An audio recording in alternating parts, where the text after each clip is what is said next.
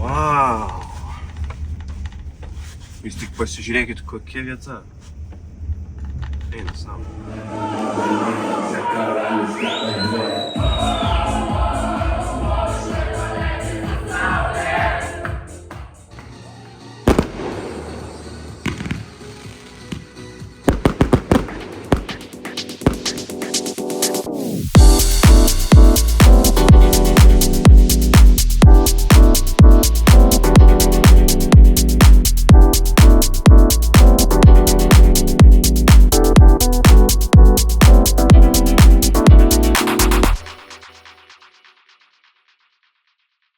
Labas, mano vardas Džinevo, o tu žiūri mano DJ vlogą. Sveiki visi, šis vlogas jau yra jubiliejinis 25 ir ačiū už jūsų kiekvieną peržiūrą, laiką ir šeirą su jūsų draugais.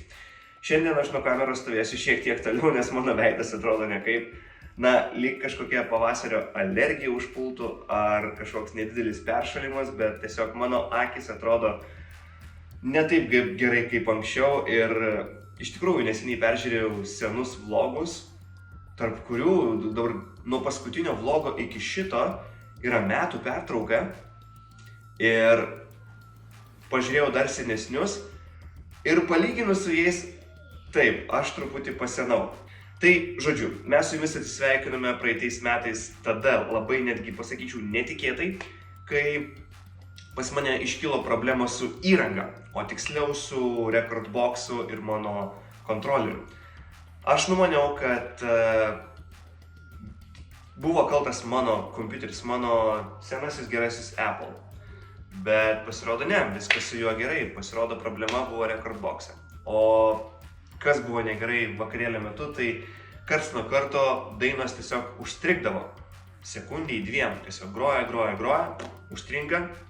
Groju toliau. Žmonės pradėjo tai pastebėti be abejo ir vakarėlis nebuvo toks fainas, koks galėtų būti.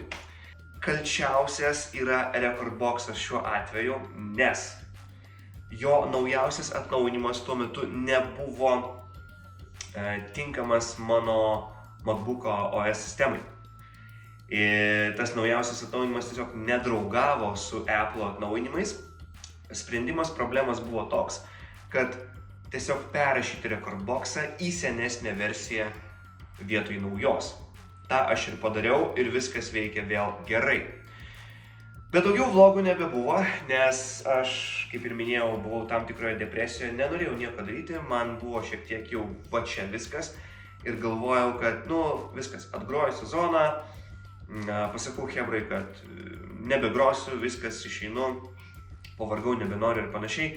Kaip ten bebūtų, sezonas buvo žiauriai fainas, visą vasarą buvo užpildyta, aš turbūt gal vieną kitą savaitgalį turėjau laisvą ir man žiauriai patiko groti būtent vasaros viduryje ir į vasaros pabaigą, nes buvo labai faini renginiai. Visus reelsus apie tos renginius postinau į Instagramą, juos galima rasti, juos galima pasižiūrėti.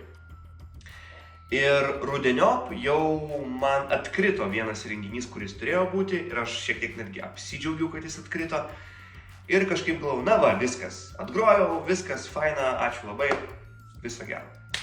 Ir tada su manim susisiekė renginių organizatoriai, su kuriais jau dirbau prieš gaunasi porą metų jau, kai apšildžiau atlikėjos Ina koncertą Vilniuje. Tai šį kartą jie paprašė apšildyti 80-ųjų metų diskoteką Kaune Žalgirio arenoje. Taip ir padariau, nuvykau, apšildžiau ir viskas įvyko, mano manymu, tikrai gerai. Vaizdai iš ten, štai čia, ką pavyko užfiksuoti. Ir tuomet dar nuvykau į klubą LA45, tai yra buvusi Mistika Kaune. Vieną naktį grojo Raima, aš pagrojau kartu su juo ir prisiminiau tą fainą vaibą, kaip yra gera groti. Ir pagalvojau, gal visgi dar norisi. Taigi, po begalės minčių ir apsvarstymų ir pasitarimų su savo žmona, aš nusprendžiau, kad dar noriu ir dar galiu pagroti. Ir dar bus vienas DJ vlogo sezonas. Tai aš tikiuosi, jūs įžiūrėsite ir jis jums patiks. Jeigu kažkokių pastebėjimų turite, ką norėtumėte pamatyti šio vlogo metu, tai pirmin rašykite į komentarus arba į socialinklus Gineva. Tai vat, šiandien yra pas mus šeštadienis, balandžio 20 diena ir šiandien pas mus bus vestuvės netoli Molėtų, vietoje, kuri vadinasi, tiesiog labai nostalgiškai Santa Barbara. Tai atvažiuosim į Santa Barbarą šiandien ir ten mūsų laukia vestuvės, naujas vedėjas mano patirtyje bus ir pasižiūrėsime, kaip seksis ten. Na, o dar prieš tai reikia susiruošti. Tai apie pasiruošimą jau dabar. Pasiruošimas šioms vestuvėms buvo gan paprastas. Vedėjas Marius minėjo, kad viską turės su savimi, ko reikia ir iš manęs papildomai nieko nereikalavo.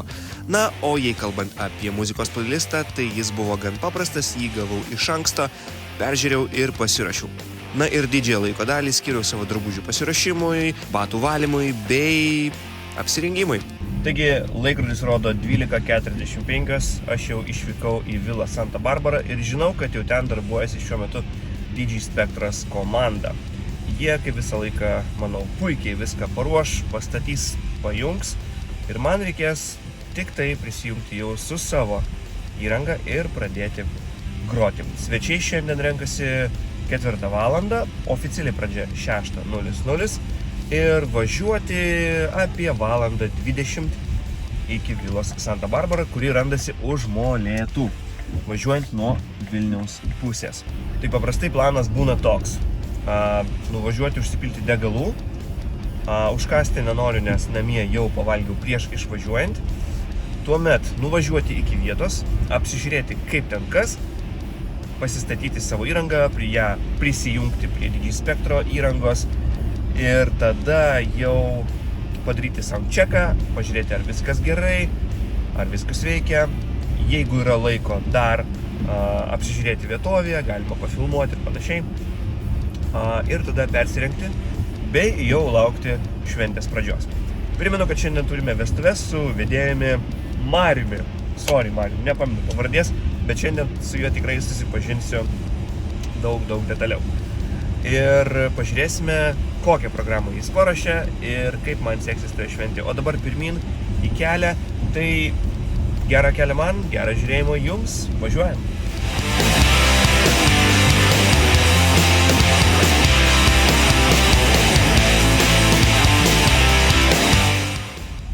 Kas įkigiausia, dar kai važiavau į degalinę pagalvojau, kad irgi nufilmuosiu, kad sustojau degalinėje, visą kitą ir visiškai pamiršau apie tai. Ir kad ir nėra saulės visiškai lauke, bet mano akis ašaroja ir man norisi taip sulysti į kokį nors tamsų kambarėlį. Dėl to aš dabar esu su akiniais, tai nepykit, ką tai trikdo, atsiprašau labai. Ir mes važiuojam toliau, pakeliui į Santa Barbara vilą už Molėtų, dar tik kelio pradžia, dar visas kelias prieš akis, tai galima susigalvoti įdomiausių temų. Gaila, kad aš važiuoju vienas. Jeigu ne, tuomet plepus būčiau, ojojoj.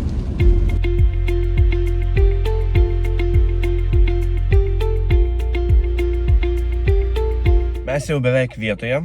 Čia pakeliui už Molėtų, jau vykdomi Molėtų plento kelio darbai, tai šiek tiek reikėjo apvažiuoti per apylankas, tada išvažiuoti vėl į senąjį kelią, čia vėl toliau remontai tęsiasi, dar šviesoforų čia turim naujų pristatytų, tai dėl to šiek tiek galbūt tą kelionę taip emociškai prailgo, bet šiaip viskas yra neblogai.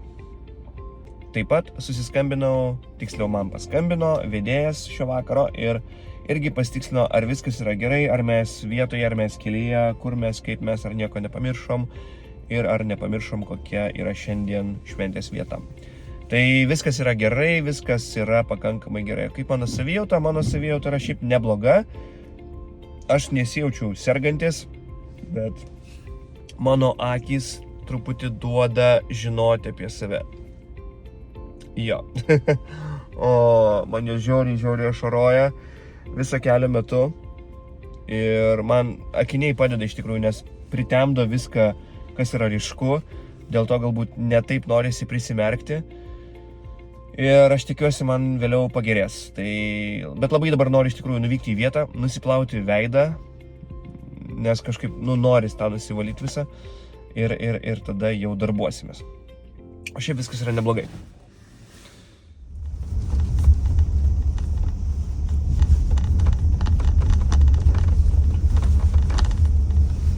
Wow!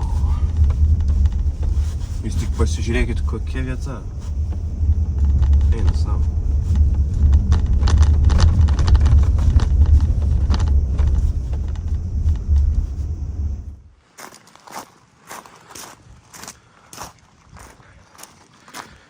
Aš jau nuspėju, kieno čia busas stovi prieš vilą.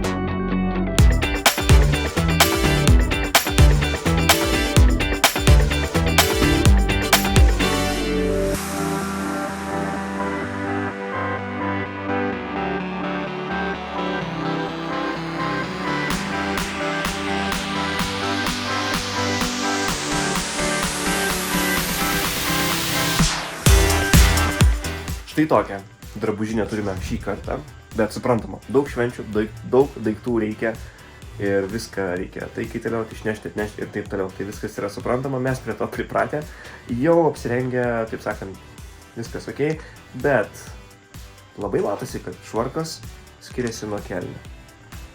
Jeigu taip, rašykite komentarus, nes aš manau, kad taip, nes čia yra skirtingas komplektas, tiesiog senasis kelnės buvo purvinas po praeitų švenčių, taip jau atsitinka. Tai vat, ir viskas paruošta, svečiai jau renkasi, netrukus ir jaunieji bei pradžia. Na, o šiandien dirbam su vedėju Mariumi, vis pamirštu paklausti pavardę, bet kokiu atveju prisidaugiu Instagramą, kad jūs matytumėte ir galėtumėte jį pasižiūrėti.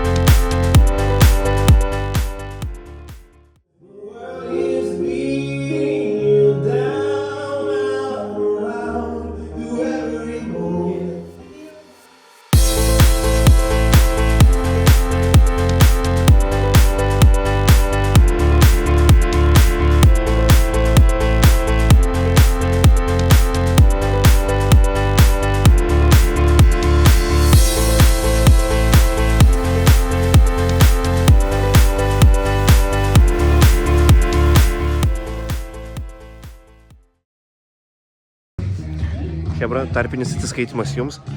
Atrodo, viskas vyksta tikrai gerai. Šokiai prasidėjo žiauriai anksti. Nekantrauju, kada galėsiu papasakoti jums viską, kai jau vyksiu namo. O kol kas tikrai viskas gerai. Mano akis biški geresnė. Bet čia.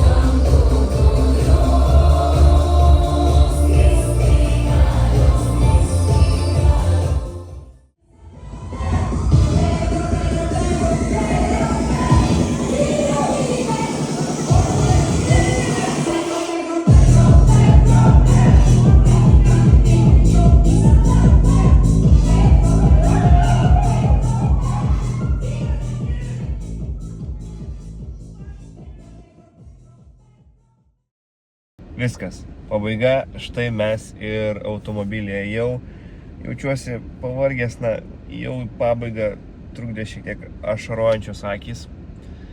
Ir galbūt miego, noras trūkumas, bet iš esmės energetika šiaip labai gera. Aš išvažiuoju iš ten geros labai nuotaikos, nes žmonės buvo labai faini, labai draugiški, labai energingi ir šokiai prasidėjo labai anksti, kaip jau minėjau. Jie prasidėjo 9 valandą vakaro, kas yra retai būdinga. Dažniausiai prasideda 10:11, o čia rimti šokiai, kur aš jau šaudžiau tuos, sakykime, pagrindinius gabalus, kurie pradžiai labai gerai šauna šokių pirmajam blokui, jau 9 šaudžiau. Tai tas buvo žiauriai faina, žiauriai cool, žmonės labai norėjo pasilinksminti. Ir geras žinios mane pratęsė dar papildomai valandai, tai ačiū Jums labai. Tai labai geras įvertinimas ir aš džiaugiuosi, kad net ir kaip pirmosios sezono vestuvės, jos buvo wow.